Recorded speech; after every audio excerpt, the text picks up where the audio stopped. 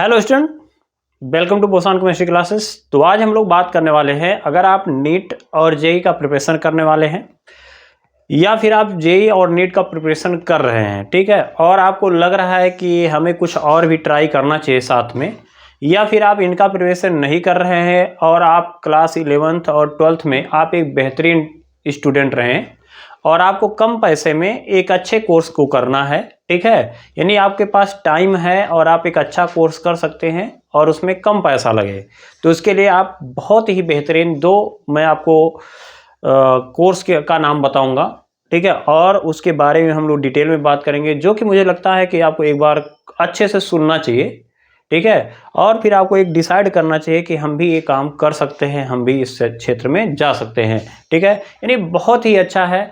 और मतलब कह सकते हो कि ये कोर्स जो है एक जैसे IAS PCS है ना, उनसे एक बेहतरीन कह सकते हैं एक कोर्स है, ठीक है, और एक कल आपका एक अच्छा ही लेवल होगा, ठीक है, और आपका मान सम्मान जो भी होगा, ठीक है, मतलब ज़बरदस्त आपका भौकाल होने वाला है अगर इसको आप कर लेते हो, तो एक बार ट्राई जरूर करिए, ठीक है।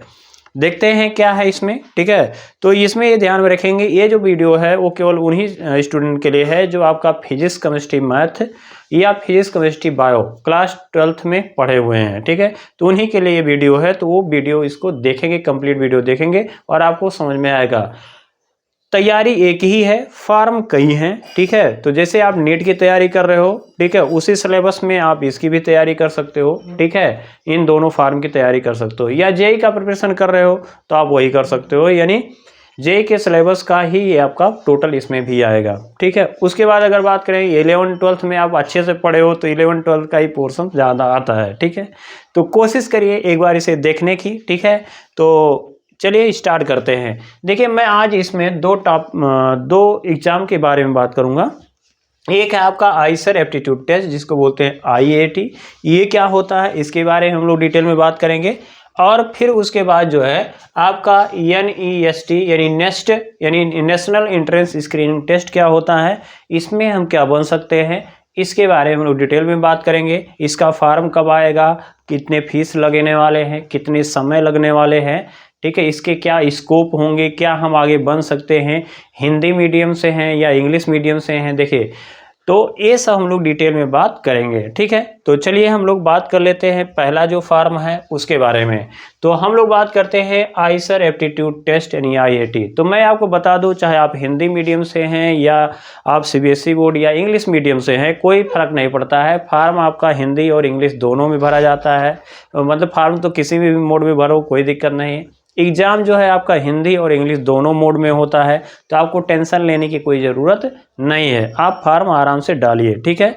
और हम लोग पूरा सिलेबस के बारे में बात करेंगे, एकदम निश्चिंत होकर के एक बार इसको सुनिए, ठीक है, काफ़ी हेल्पफुल होगा, ठीक है। दोनों जो फॉर्म हैं वो ज़्यादातर रिसर्च से रिलेटेड हैं, यानी जैसे मान लीजिए कोई रिसर्च करना चाहते हो, कोई खोज करना चाहते हो, PhD करना चाहते हो, और आपको एक बीच बीच में एक अच्छा ऑफर भी मिलता रहे जिससे हम पैसा भी अच्छा से कमा सकें, ठीक है, और ये सब के बारे में बहुत ही अच्छा ये कोर्स है, ठीक है। चलिए हम बात करते हैं क्या क्या है भाई।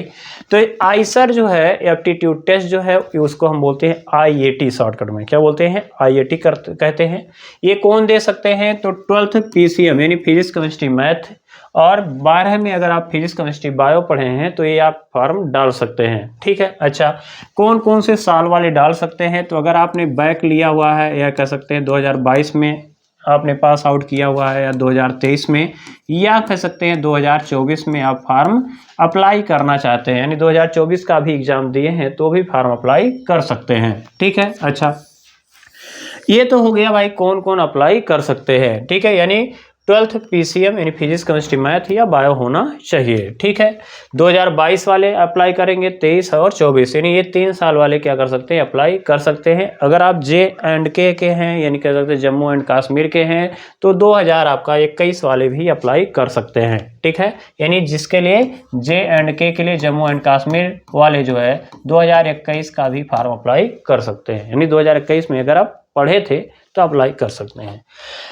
अब इसमें बात करते हैं कि 12th में कितने मार्क्स होने चाहिए, कब हम अप्लाई करेंगे। तो 12th में अगर जनरल कैटेगरी के हैं तो मिनिमम आपका 16 मार्क्स होना चाहिए, या OBC के हैं, जनरल एंड OBC के अगर हैं, ठीक है। तो आपका कितना 60% होना चाहिए। और अगर आप कह सकते हैं SC एंड ST के हैं, ठीक है, SC ST हैं, तो आपका 55% होना चाहिए। कितना? 55% होना चाहिए, ठीक है। बात आया इसमें? अच्छा, मैं आपको और एक बात बता दूं, ये दोनों जो एग्ज़ाम है इसके बारे में अभी बहुत ज़्यादा लोगों को जानकारी नहीं है, इसलिए इसमें कंपटीशन नीट एंड जे के कंपेयरिंग में बहुत कम है। तो एक बार इसको ज़रूर एक बार फॉर्म भरिए और एक बार डालिए, हो सकता है आपका भविष्य काम, मतलब आपका मेहनत और आपका कह सकते हैं कि लक काम कर जाए और आप पास हो जाए, ठीक है। तो एक बार ज़रूर अप्लाई करिए, ठीक है। अच्छा, ये जो है एप्लीकेशन का जो पोर्टल है, ठीक है, ओपन कब होगा भैया? ये फॉर्म जब आएगा तो 1 अप्रैल को आएगा। कब आएगा? 1 अप्रैल को आएगा। और इसका एप्लीकेशन पोर्टल जो होगा यानी क्लोज कब होगा? 13 मई, यानी 1 अप्रैल को आएगा और लास्ट डेट इसका एप्लीकेशन का होगा 23 यानी 13 मई। तो 13 मई तक आप फॉर्म इसको डाल सकते हैं, ठीक है। अच्छा, एडमिट कार्ड यानी कह सकते हैं कि हॉल टिकट जो है वो आपका 1 जून 2024 को इशू होगा। और एग्ज़ाम आपका जो है आपका 9 जून को होगा। क्या होगा? 9 जून को होगा। और ये ऑनलाइन मोड में होगा, ठीक है, ऑनलाइन मीडियम से होगा, ठीक है। अब बात करते हैं कि आइसर इंस्टीट्यूट में आप अगर एडमिशन लेते हो तो क्या बन सकते हो, ठीक है। तो सिंपल सी बात है कि अगर इसमें आप करोगे तो इसमें बैचलर इन साइंस यानी BSc कर सकते हो, उसके बाद आप MSc कर सकते हो, मास्टर इन साइंस कर सकते हो, और उसमें आप रिसर्च कर सकते हो। तो अगर आप BSc यहाँ से बैचलर इन साइंस करके भी आप निकलते हो ना, तो तुरंत कंपनी आपको क्या करती है, वहाँ से ले लेती है। जैसे बीटेक वाले हैं, बीटेक क्वालिफाई किए, कंपनी आती है, विजिट करती है और आपको पैकेज दे करके ले जाती है। तो इसमें भी आपको देखा गया है कि लगभग 45,000 से लेकर के 1,10,000 तक का, ठीक है, ऑफर जो है ये देती है अगर आप बैचलर इन साइंस, ठीक है, बैचलर इन साइंस अगर कर लेते हैं तो, ठीक है। और ये कितने साल का कोर्स होता है भाई? ये 3 साल का कोर्स होता है। तो 3 साल में ये कर सकते हैं। अच्छा, इसका फीस कितना लगने वाला है? तो देखिए, फीस जो है आपका वो 1 लाख लगने वाला है। कितना लगेगा? 1 लाख लगेगा। लेकिन इसमें से 60,000 जो है, कितना भाई? 60,000। 1 लाख तो जो है आपका फीस तो लगता है, लेकिन 60,000 आपका यानी कोई भी एग्जाम, कोई भी अगर इसमें एडमिशन लेता है तो 60,000 उसका मतलब वापस हो जाता है, या कह सकते हैं स्कॉलरशिप आ जाता है। तो मोस्टली आपको कितने 40,000 ही देने होते हैं, लगभग कितने 40,000 फीस है। तो मुझे नहीं लग रहा है कि आपका 40,000 जो है बहुत ज़्यादा फीस है। पर ईयर लगेगा, ये ध्यान में रखेंगे, ये पर ईयर है, यानी 1 साल का ये इतना फीस है, ठीक है। और काफ़ी बहुत ही कह सकते हैं अच्छा है, ठीक है। बीटेक से तो काफ़ी अच्छा मुझे लगता है ये, ठीक है, क्योंकि बीटेक करना, अगर इधर उधर से आप बीटेक कर रहे हो तो अगर आपको मतलब कह सकते हैं प्लेसमेंट डायरेक्ट नहीं मिल पाता है तो आपको 10,000 15,000 पे घूमना पड़ेगा। लेकिन इसको लेकर के आप जाते हो तो कम से कम आपको 40,000 45,000 का आराम से जॉब मिल जाता है, ठीक है। तो ये इसका क्या फ़र्क है, ठीक है। ऊपर से अगर देखें तो आइसर का जो इंस्टीट्यूट है कुल टोटल 7 होंगे, ठीक है।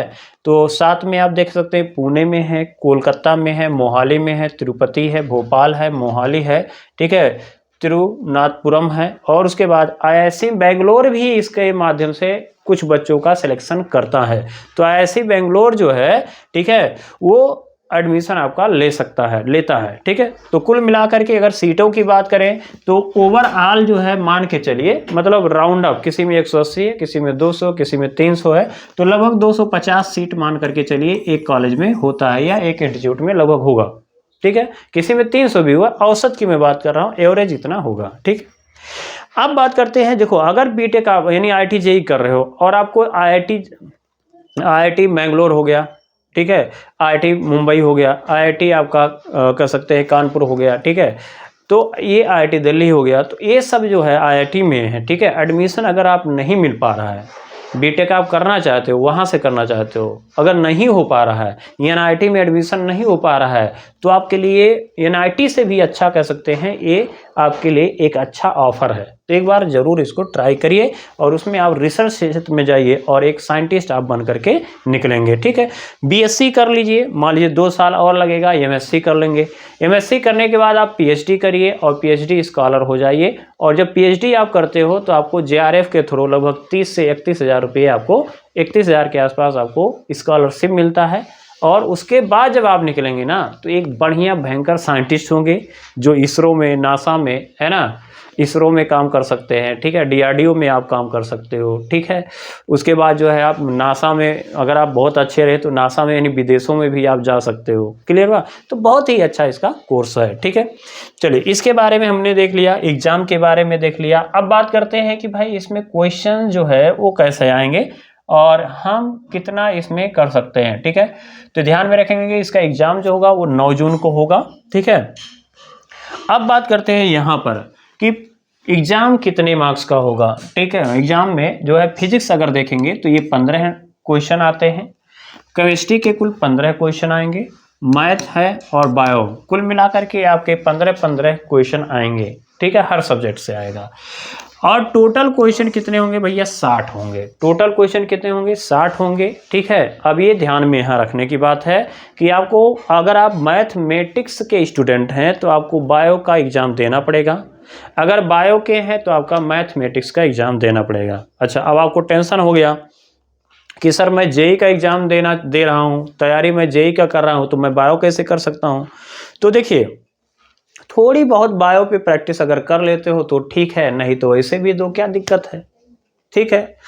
अब उसके बाद जो है, ठीक है, क्योंकि अगर कोई नीट का प्रिपरेशन कर रहा है तो उसका मैथ सही नहीं होगा, अगर कोई जेई का प्रिपरेशन कर रहा है उसका बायो सही नहीं होगा, ठीक है। और दोनों मिला करके कोई पढ़ रहा है तो उसके लिए ठीक हो सकता है ना।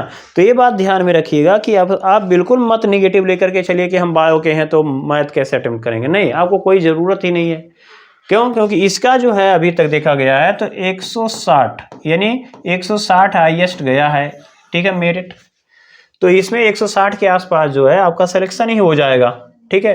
तो ये बात ध्यान में रखेंगे, लेकिन थोड़ा सा अगर आप बायो पढ़ लेंगे तो काफ़ी अच्छा होगा।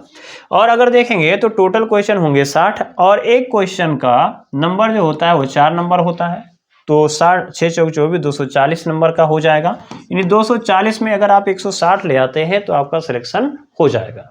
बात आया समझ? हाँ, ये बात ध्यान में रखने वाली है कि इसमें माइनस मार्किंग भी है, यानी एक क्वेश्चन आप अगर गलत करते हो तो -1 मार्क्स आपका निगेटिव हो जाएगा। कितना हो जाएगा? -1 मार्क्स क्या होगा? निगेटिव हो जाएगा, ठीक है। ये हो गया आपका आईसर के बारे में। तो आईसर अगर आप साइंटिस्ट बनना चाहते हैं या रिसर्च क्षेत्र में जाना चाहते हैं, और ये भी ध्यान में रखिए कोई ज़रूरी नहीं है कि आप रिसर्च क्षेत्र में ही जाएं, और अगर आप जॉब लेना चाहते हैं प्राइवेट सेक्टर में तो आप बैचलर इन साइंस जो कि 3 साल का कोर्स होगा उसे करने के बाद आपको कंपनियां हायर कर सकती हैं, वहां पे आप जा सकते हैं, ठीक है।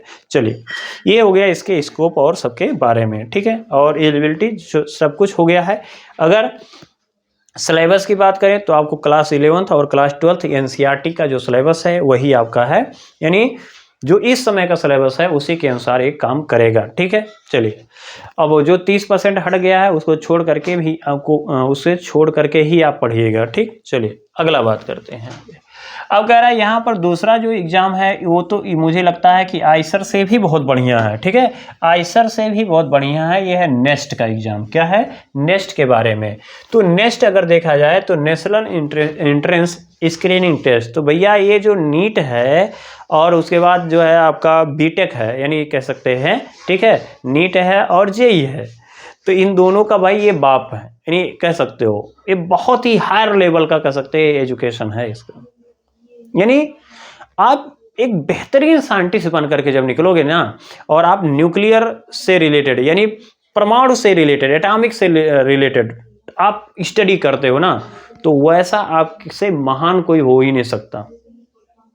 यानी इसको मतलब क्या बताएं अब आपका, ठीक है, इसमें एक बार आप ज्वाइन करके थे तो देखो आपकी तकदीर, दिशा सब कुछ बदल जाएगी। पैसे कम लगेंगे आपको, कितना भी कोई पैसा देगा वो कम लगेगा। चलिए देखते हैं ये क्या है, बहुत ही अच्छा है। तो ये जो होता है आपका नेशनल एंट्रेंस स्क्रीनिंग टेस्ट बोलते हैं इसको, जिसको हम नेस्ट के बारे में बोलते हैं, ठीक है। अब कह रहा है भाई ये कौन कराता है, कौन एग्जाम कराता है, तो मैं बात कहूँ तो national institute of science education and research यानी नाइसर कह सकते हो, NISER यानी नाइसर ये एग्जाम कराता है, ठीक है, यानी national institute of science education and research. उसके सहयोगी जो हैं एक और है कह सकते हैं, जो यूनिवर्सिटी ऑफ मुंबई जो है उसका जो एटॉमिक एनर्जी डिपार्टमेंट वाला है वो भी क्या करते हैं, ये दोनों मिल करके एग्जाम को कंडक्ट कराते हैं, ठीक है। अब सोच सकते हैं यहाँ पे एटॉमिक एनर्जी है, यानी जहाँ पर एटॉमिक बम यानी न्यूक्लियर बम हो गया, हाइड्रोजन बम हो गया, इन सब के बारे में बताया जाएगा, पढ़ाया जाएगा। यानी आपके चारों तरफ यार जब भी आप कहीं आएंगे जाएंगे ना, कि कोई आपके घर में कोई फंक्शन होगा ना, तो चारों तरफ आपके खाली साइंटिस्ट से साइंटिस्ट नजर आएंगे, सोच सकते हैं। ठीक है, तो कोशिश करिए, बहुत ही अच्छा है और बहुत ज़्यादा टिपिकल नहीं है। अब आप सोचोगे सर ये मैं जाऊंगा तो इसमें बहुत ज़्यादा मेहनत करना पड़ेगा। अरे भाई नीट और जेईई जितना मेहनत करते हो ना, उतने ही तो मेहनत इसमें भी करना है। सिलेबस वही है, सब कुछ वही है, एग्जाम तो क्या दिक्कत है। ठीक है, अब देखते हैं यहाँ पे। ठीक है, इसमें जो आपका क्वालिफिकेशन है तो सेम वही जो आपका आइसर का है। ठीक है, तो उसमें जो है 12th आपको पास आउट होना चाहिए। 12th में आपका कम से कम अगर जनरल है, ठीक है, तो जनरल है तो आपका जनरल एंड ओबीसी है, जनरल और ओबीसी के लिए आपका 60% होना चाहिए 12th में। और अगर आप एससी हैं एंड एसटी हैं, एससी एंड एसटी के लिए आपका 55% होना चाहिए 12th में। ठीक है, और कौन कौन अप्लाई कर सकता है, तो इस समय 2022 वही सेम टू सेम है, 2022, 2023 और 2024 यानी जो आप एग्जाम दिए हैं ये वाले अप्लाई कर सकते हैं। ठीक है, अच्छा अब कह रहा है इसमें क्या क्या हमें मिलेगा, यानी पढ़ने के बाद, यानी आपको डिग्रियां क्या क्या दी जाएंगी। यानी आपने इसमें एडमिशन ले लिया और उसके बाद आपने डिग्री लिया, ठीक है, तो हम भाई पढ़ें क्यों? तो सिंपल सी बात है, हम पढ़ेंगे, हमारा कोई मतलब होगा। तो मतलब है कि भाई आपको यहाँ पर बीएससी 3 साल का, एमएससी 2 साल का, यानी टोटल आपको 5 साल का कोर्स मिलेगा। ठीक है, इंटीग्रेटेड कोर्स होता है, 5 साल का होगा। और इसको करने के बाद सोचिए क्या होगा जब आप भाई आप इससे करके ना जब आप निकलेंगे ना, भाई मैं कह रहा हूं कि आपके पास पूरे पैसे के खजाने आपके सामने होंगे। कैसे? आप जैसे यहाँ से निकलेंगे और आपका CGAR बहुत अच्छा रहा, आपका परफॉर्मेंस ठीक ठाक है, तो आपको बार्क यानी कह सकते हो भाभा एटॉमिक रिसर्च सेंटर तुरंत आपका क्या करेगा, इंटरव्यू लेगा और आपको ज्वाइनिंग करा लेगा। बात है इसमें, यानी बार्क में, यानी सोच सकते हैं जिसका सपना होता है कि हम आज साइंटिस्ट बनेंगे, ठीक है, भाभा एटॉमिक रिसर्च सेंटर में आप जाएंगे और वहाँ पर आप एटॉमिक रिसर्च, अब सोच सकते हैं एटॉमिक मतलब परमाणु से रिलेटेड जो रिसर्च होते हैं उसको आप कर सकते हो। और तुरंत जैसे ही आप यहाँ पर सिलेक्ट हुए 80,000 रुपया आपका मतलब पर मंथ चालू हो जाएगा। पर मंथ कितना? 80,000 रुपया पर मंथ लगेगा, मतलब आपका कह सकते हैं कि वो देने लगेगी। ठीक, अच्छा ऊपर से आपका आना जाना रहना खाना सब कुछ गवर्नमेंट के तरफ फ्री है, सब कुछ देगा। आपके बच्चे हो जाते हैं तो बच्चों के लिए भी फ्री में पढ़ाई, सब कुछ एजुकेशन सब कुछ फ्री। मतलब ये कहने का मतलब है भाई कि इसका कहने का मतलब है कि इंडिया जो कह सकते हैं इंडियन गवर्नमेंट है, ठीक है, और सिंपल सी बात है ये तो डायरेक्ट PMO यानी प्राइम मिनिस्टर से कनेक्टेड है, यानी कोई दूसरी इसके लिए ऑफिस नहीं है, कोई मंत्री नहीं है, डायरेक्ट इसका PMO से, मतलब कह सकते हो जैसे मान लीजिए आपका कौन से भाई डॉक्टर कह सकते हैं कि APJ Abdul Kalam direct PMO से बात करते थे, तो वही हाल यहाँ भी है, आप डायरेक्ट PMO से मिलेंगे, बात करेंगे। ठीक है, तो ये बात ध्यान में रखेंगे कि वो जो है आपको 80,000 रुपया पर मंथ आपको तुरंत देने लगेंगे और आप उनके साथ रिसर्च करना स्टार्ट कर देंगे। ठीक है, अब सबसे शॉकिंग बात ये है ना, अब मैं बताऊंगा कि भाई इतना करने के बाद ना ये 80,000 आपको कम लगने लगते हैं। तो होता क्या है कि 15 से लगभग कह सकते हैं 10 से 15% लोग ही, 10 से 15% जो स्टूडेंट हैं जो ये MSc यहाँ से करके निकलते हैं वही ज्वाइन करते हैं। 10 से 15% ही लोग ज्वाइन करते हैं और सब छोड़ देते हैं, हमें नहीं करना, ये बार्क में हमें नहीं जाना। तो भाई जाते कहाँ हैं? तो ये जाते हैं फॉरेन कंट्री में, अमेरिका हो गया, जापान हो गया, रूस हो गया, तो वहाँ पे जाते हैं, वो क्या करते हैं, रिसर्च करते हैं। तो जनरली ज़्यादातर जापान जाते हैं या फिर अमेरिका में जाते हैं रिसर्च करने।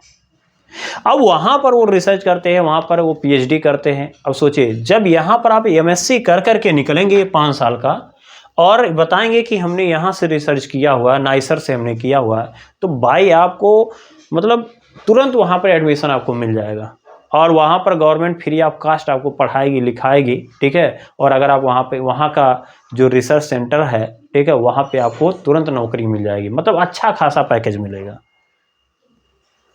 ठीक है, तो विदेश में रहने का भी आपको ऑफर मिल जाएगा। ठीक, अक्सर देखा गया है कि बहुत से जो यहाँ के साइंटिस्ट हैं, यहाँ पे ऑफर नहीं मिल पाता है तो भाग कर चले जाते हैं, अमेरिका वाला पकड़ लेता है उनको, और रहना खाना नागरिकता जो भी है सब कुछ वो दे देता है।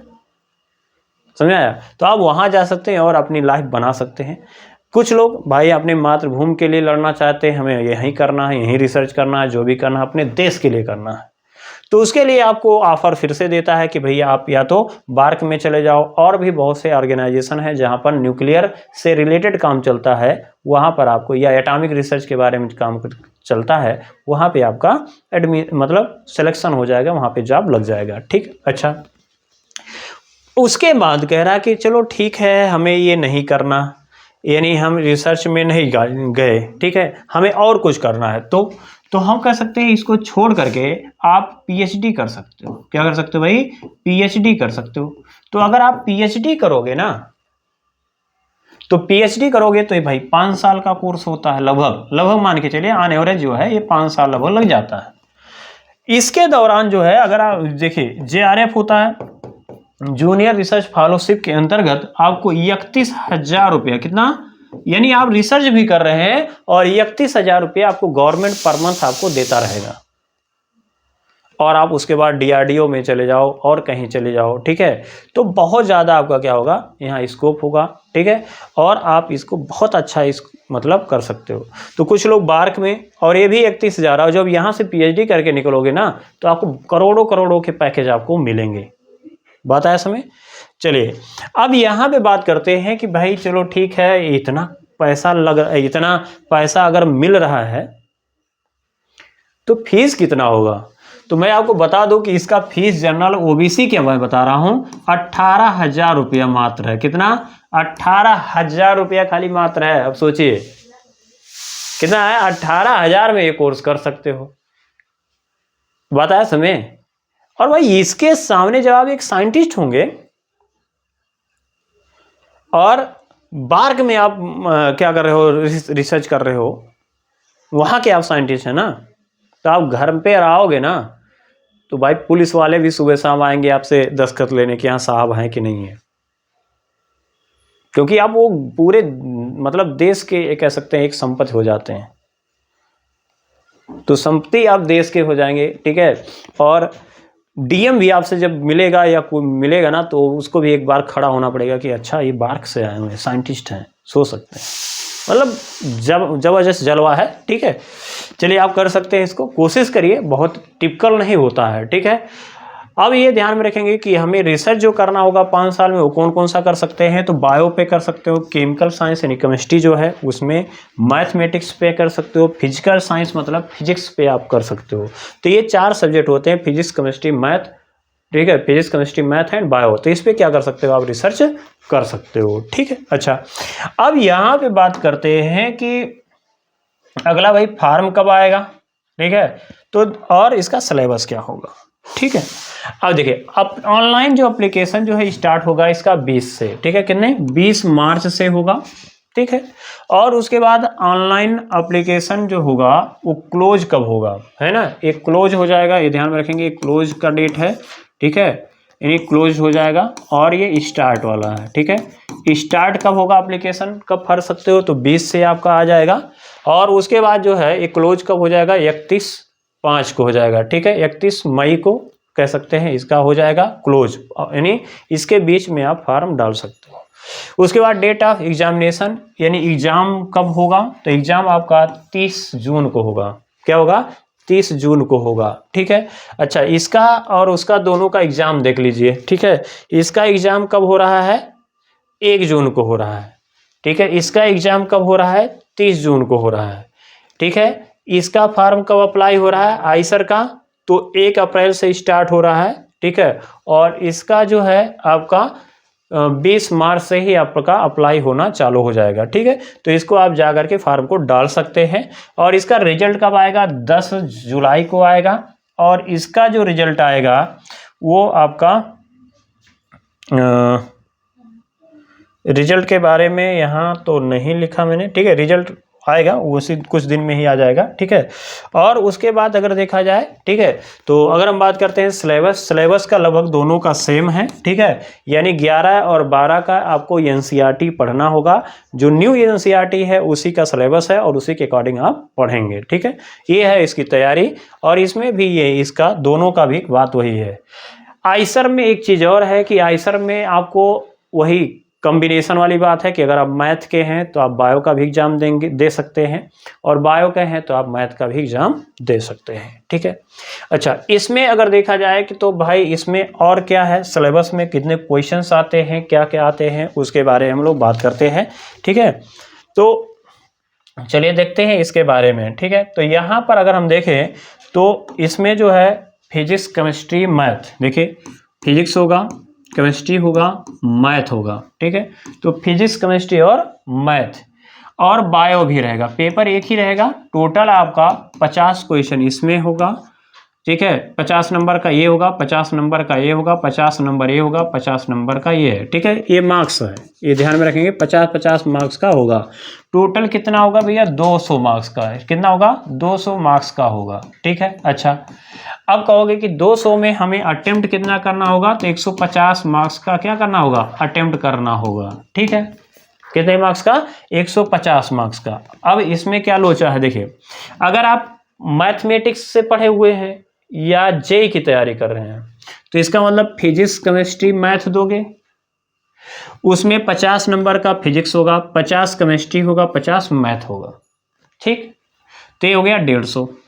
या अगर मान लीजिए आप नीट की तैयारी कर रहे हैं तो फिजिक्स कितने का होगा, 50 का होगा, केमिस्ट्री कितने का होगा, 50 का होगा, बायो का कितना होगा, 50 का होगा, ठीक है। अब ये भी कितना हो गया, 150 हो गया, कितना हो गया, 150, ठीक है। अच्छा, अब बात आती है कि अगर मान लीजिए मैं मैथ का हूं तो क्या मैं बायो का नहीं दे सकता हूं, दे सकता हूं। मैथ का मत दीजिए, रहने दीजिए, तो आप बायो का दे दीजिए, यानी फिजिक्स, केमिस्ट्री कॉमन रहेगा, बायो और मैथ में जो आपको अच्छा लगे वो दे दीजिए। तो अगर आपका मैथ स्टूडेंट है, बायो अच्छा लग रहा है, भैया दे दो 150 नंबर। या आप बायो स्टूडेंट हैं, नहीं देना चाहते हैं, मैथ देना चाहते हैं, तो आप मैथ तैयारी कर लीजिए 150 नंबर का।